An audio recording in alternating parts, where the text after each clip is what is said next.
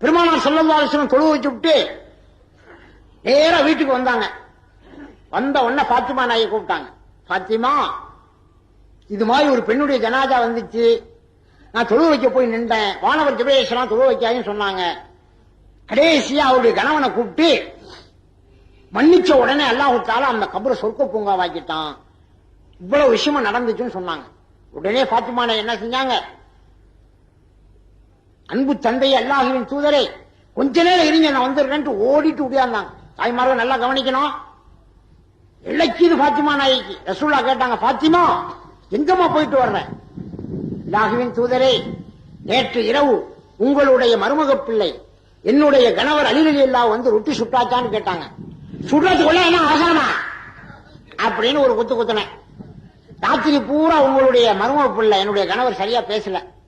இப்போ ஓடோடி போய் நான் அந்த மாதிரி சொன்னது உங்களுக்கு மனசுக்கு வருத்தமா இருந்தா என்னை மன்னிச்சுக்கங்கன்னு கேட்டேன். உடனே உங்க மருமக பிள்ளை சொன்னாரு, வாஸ்தவம் தான், எனக்கு ரொம்ப வருத்தமா இருந்துச்சு, ரொட்டி சுட்டாச்சான்னு கொஞ்ச நேரம் நீங்க சுட்டா சரியா போச்சு, சுடா அப்படின்னு ஒரு குத்து குத்துனா அவனுக்கு எனக்கு எப்படி இருக்கும்? உடனே மனசு கவலையா தான் இருந்துச்சு. ஆனா இப்ப என்ன, என்ன மன்னிச்சிருங்க, மன்னிச்சுட்டாங்க. பாத்திமா, உன் கணவன் கோபமாக இருக்கும் நிலையில் நீ மரணமானால் உன் ஜனாதாவை நான் தொழுக வைக்க மாட்டேன் என்றார்கள் நபிகள் நான் சொல்லலாம்.